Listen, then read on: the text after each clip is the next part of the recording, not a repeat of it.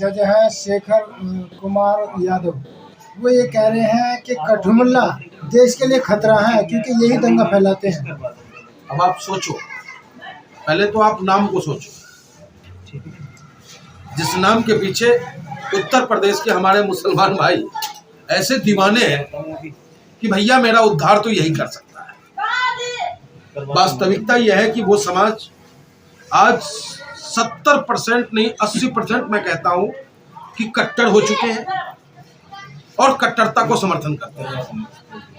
और जहां तक माननीय न्यायाधीश महोदय का मामला है, तो मैं तो इतना ही परमपिता परमेश्वर से कहूंगा कि इन्हें सद्बुद्धि दे, क्योंकि जिस मुकाम पे ये बैठे हैं, न्यायाधीश की कुर्सी है वो, उम्मीदें होती हैं आपसे लोगों की, लेकिन जिस शब्दों का आपने इस्तेमाल किया है ये स्वस्थ लोकतंत्र के लिए ठीक नहीं है। वो व्यक्ति जिसके कंधे पे लोकतंत्र की हिफाजत करने की मजबूत जिम्मेदारी है, अगर पत्रकारिता गलत हो तो चाबुक कौन चलाएगा? न्यायपालिका। विधायिका गलत हो, चाबुक कौन चलाएगा? न्यायपालिका। कार्यपालिका गलत हो, चाबुक कौन चलाएगा? तो न्यायपालिका। जब न्यायपालिका ही गलत हो जाए तो क्या करना चाहिए? क्या करना चाहिए? वो तो ये कह रहे हैं मुझे जज के तौर पर न लिया जाए, एक समाज के तौर पर लिया जाए। आप जब तक उस न्यायाधीश की कुर्सी पे बैठे हो, आपके हर शब्द का एक महत्व है। अगर आज पंडित मनमोहन झगामा कुछ बोल रहा है तो वो पंडित मनमोहन झगामा नहीं बोल रहा है। We have to all India Majlis Ittehad Muslimeen. मेरे हर गलत व्यवहार का, हर गलत शब्दों का असर हमारी पार्टी पे पड़ेगा और पार्टी कतई हमें बर्दाश्त नहीं करेगी। मिनट से पहले बाहर का रास्ता दिखाने का कार्य करेगी। उसी तरीके से कॉलेजियम को, जो इनकी कॉलेजियम है, उस कॉलेजियम को चाहिए था तत्काल संज्ञान ले माननीय सुप्रीम कोर्ट महोदय और उन्हें बाइज्जत रिजाइन करने की का आदेश दे। जब खुलेआम ऐसे बोल रहे हो तो फैसले कैसे सुनाते होंगे? यही तो मैं कहना चाह रहा हूँ आपसे कि जिस पद पे वो बैठे हैं उस पर कोई चाबुक नहीं चला सकता, न विधायिका, न कार्यपालिका, न पत्रकारिता। सिर्फ हम संदेश दे सकते हैं उनको कि आपका ये व्यवहार गलत है, लेकिन उन पे चाबुक चलेगा। लोकतंत्र है। बाबा साहब भीमराव अम्बेडकर जी ने जो संविधान दिया है ना, में इस संविधान में एक बहुत बड़ा ताकत मिला है कि हर किसी पे एक अंकुश है और वो अंकुश कॉलेजियम है। तो माननीय सुप्रीम कोर्ट को स्वतः संज्ञान लेते हुए माननीय यादव जी को कह देना चाहिए कि आप रिजाइन दे दें, या तो भाजपा ज्वाइन कर ले या विश्व हिंदू परिषद ज्वाइन कर ले, जहां जाना है वहां चले जाए, फिर राजनीति के तहत उनसे मुकाबला होगा। लेकिन अभी जो शब्दों की मर्यादा की प्रकाष्ठा को जो हम पार नहीं कर पा रहे हैं, वो बीच में आ रहा है माननीय न्यायाधीश की कुर्सी। अगर ये विश्व हिंदू परिषद के मंच से बोले और विश्व हिंदू परिषद के कार्यकर्ता बन के बोलते हैं, तो इन्हें ऑल इंडिया मजलिस इत्तेहाद मुस्लिमीन का ये पंडित मजबूती के साथ करारा जवाब देने का काम करेगा। लेकिन ये बताइए, ये आप लोगों की तो बात कर रहे हैं, बहुसंख्यकों की मजबूत करने की बात कर रहे हैं, जो आप लोग चाहेंगे वही होगा देश में। बहुसंख्यक किसे कहते हैं? बहुसंख्यक की हिंदुओं की बात कर रहे थे। बहुसंख्यक की परिभाषा क्या है? क्या किसी जैसे कि संख्या ज्यादा हो, बैगन ज्यादा हो, आलू कम हो, तो क्या उसका मेजर नहीं बनता है? अगर आलू बैगन आपको बनाना है तो आलू भी चाहिए, बैगन भी चाहिए ना। लेकिन जिन शब्दों का इन्होंने इस्तेमाल किया, मैं बार बार आपसे कह रहा हूं कि अगर ये उस कुर्सी पे नहीं होते तो आज उनको करारा जवाब मिलता। बस हम तो संविधान के दायरे में, संविधान की बात हमारा नेता करता है, संविधान की बात हम करते हैं और संविधान के दायरे में रह करके हर जुल्मी के खिलाफ मजबूती के साथ जंग लड़ना जानते हैं। क्या लगता है? दंगाई होते हैं, ये उनकी नजरों में है। कठमुल्ला क्या होता है हमें ये बता दिया। कठमुल्ला किसे कहते हैं या पोंगा पंडित किसे कहते हैं? यही होगा ना, कठमुल्ला और पोंगा पंडित, जहां तक मेरी अपनी समझ कहती है। लेकिन कहा गया है कि मुल्ला अगर है वो और नमाजी है वो तो इज्जत के काबिल है। अगर वो पंडित है, उसके सर पे तिलक है, चुटिया है और उसे मंत्र का ज्ञान है, तो वो भी पूजनीय है। तो ऐसे शब्दों का इस्तेमाल ऐसी कुर्सी पे बैठा व्यक्ति करे तो समझो कि वो देश को एक करने की बात करेगा, उससे कोई उम्मीद करेगा न्याय की, या जाति धर्म के नाम पे वो फैसला सुनाने का काम करेंगे। ऐसे ही लोग तो बैठे हैं जो निचली अदालतों में जो रीट याचिका दायर होने से पहले ही आदेश देने के लिए कलम तैयार रहता है, जांच का सर्वे का। लेकिन भला हो, हम सबकी मांग, हिंदुस्तान की आवाम की मांग माननीय सुप्रीम कोर्ट ने सुना और उसे सुनने से रोक दिया गया कि भाई आप इसको नहीं सुनोगे। तो ऐसी मानसिकता या तो हाई कोर्ट ही है, तो हाई कोर्ट में तो ऐसे जज फिर से बैठे हैं।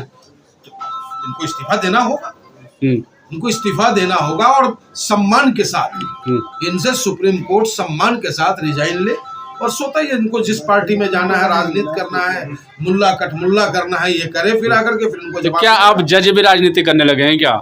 क्योंकि सवाल को घेरों में लगातार कुछ फैसलों से घिरे हैं, चाहे सीजीआई हो। देखिए, राजनीति तो हर किसी के घर से ही राजनीति शुरू होती है।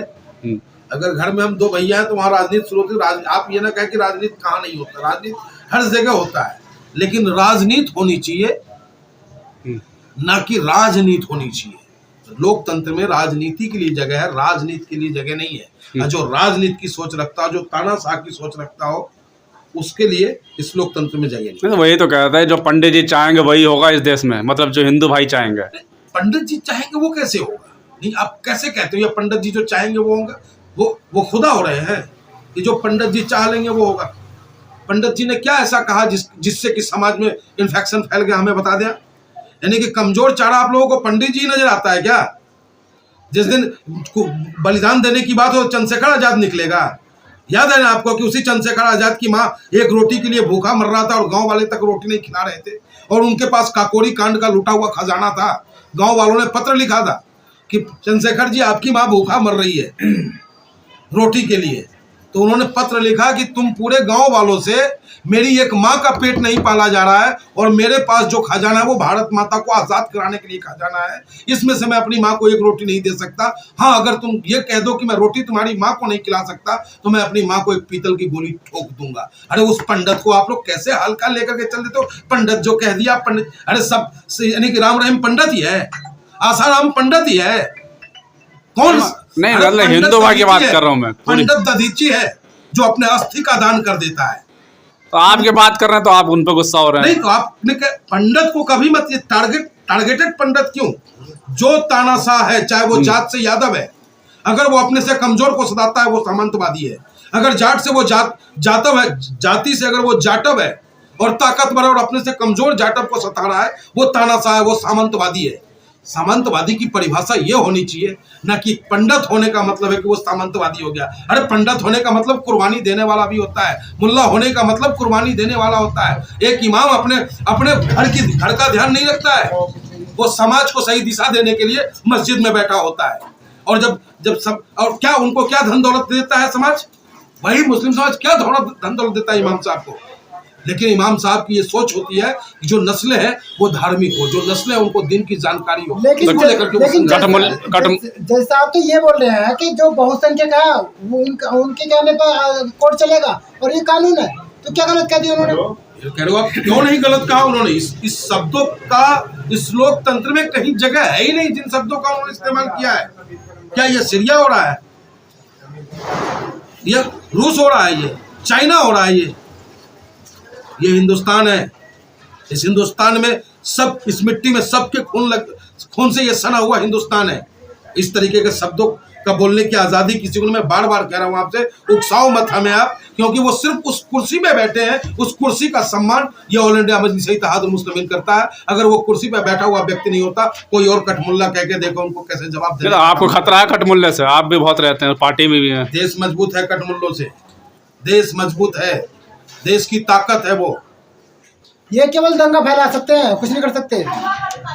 बहुत अच्छा सॉफ्ट कॉर्नर आप लोगों ने ढूंढ रखा है कि अगर दंगा करेगा तो सिर्फ मुसलमान करेगा, पत्थर फेंकेगा तो सिर्फ मुसलमान फेंकेगा, कभी बम फटेगा तो सिर्फ मुसलमान फाड़ेगा, और साध्वी प्रज्ञा का नाम लेने में जुबान में कीड़ा लग जाता है आप लोगों को, है? इधर मालेगांव ब्लास्ट में कौन था? यहाँ जो पत्थरबाजी हुई संभल में, क्या एक तरफा पत्थरबाजी हुई? आप लोग क्यों नहीं जांच करते हो? आप लोगों की महत्वपूर्ण जिम्मेदारी है महोदय, लेकिन विडंबना है कि मीडिया जो है आज सिर्फ सरकार की अच्छाई दिखाना चाहती है, सरकार की बुराई नहीं दिखाना चाहती है। क्या लगता है सीजीआई कार्रवाई करेंगे उस पर, मांग करते हैं क्या आप? 100% कार्रवाई होगी, मैं आपको आश्वस्त करता हूँ। और क्योंकि न्यायपालिका जिंदा है, ऐसे लोगों को बर्दाश्त नहीं किया जाए, चाहे भ्रष्ट कोई भी हो। जिस तरीके से मैं अपनी पार्टी में कोई गलत शब्दों का इस्तेमाल करूं, मेरा आचरण गलत हो जाए, तो हमारे प्रदेश के अध्यक्ष शौकत साहब, हमारे राष्ट्रीय अध्यक्ष स्वतः ही पार्टी से बाहर करने का काम करेंगे, किसी से आदेश नहीं लेंगे। उसी तरीके से माननीय न्यायालय भी कॉलेजियम जो उनका अपना व्यवस्था है, उनके इन शब्दों को संज्ञान लेते हुए उन्हें रिजाइन करने में मजबूर होना। क्या ऐसे पदों बैठे लोगों को भी जातिवाद या फिर नफरत कुछ नजर आने लगी है क्या? देखिए, जाति तो जाएगी नहीं, ये मैं आपको बता दूं, जाति किसी की नहीं जाएगी। अगर हमारा नेता लोकसभा में जाता है तो नारे तकबीर अल्लाह अकबर कहता है ना भाई, एक नफरत वाले मैं क्या राजनीति, कर रहा हूँ, जाति नहीं जा सकती, कट्टरपंथी जो था। कट्टरपंथी खत्म होना चाहिए, क्योंकि कभी मजहब नहीं सिखाता आपस में बैर करना।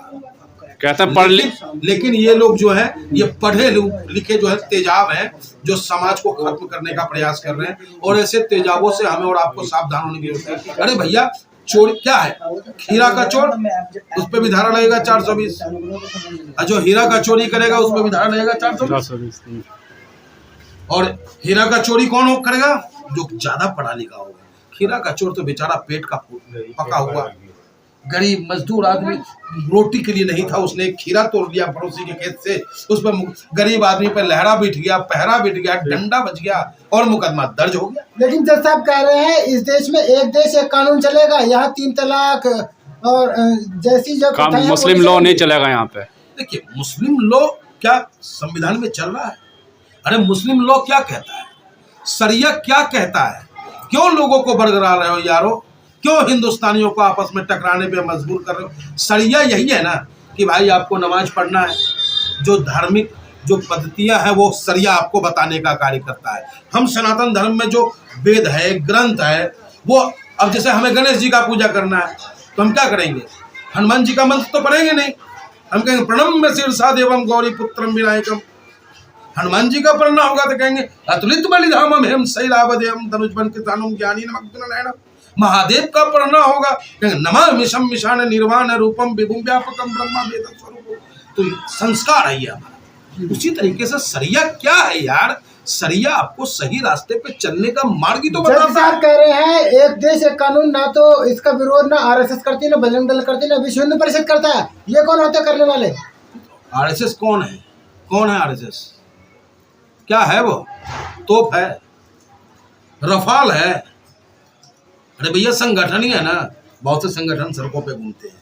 विश्व हिंदू परिषद के कार्यक्रम में जाते हैं। बात अगर हम करेंगे प्राइम मिनिस्टर की करेंगे, बात हम करेंगे गृह मंत्रालय की करेंगे, बात हम करेंगे किसी सांसद ने अगर ऐसा बोलो, ठीक है, अपना अपना दुकान सबका चल रहा है, चला रहे हैं। 5,000 संगठन हमारे हिंदुस्तान में, किसी के पास 50 आदमी है, किसी के पास 5,000 आदमी है। लेकिन अगर आप ऐसा विरोध करेंगे तो आपको जयचंद बोल दिया जाएगा। देखिए कि आप लोगों की वजह से ही योगी मोदी कुछ कर नहीं पा रहे, हिंदू राष्ट्र नहीं बन रहा है। न कल था हिंदू राष्ट्र, न आज है, न आगे होने का है। ये पहले सुन लो आप, ये देश संविधान से चलेगा, संविधान ही पूरक है और संविधान में ही हम सब खुश हैं।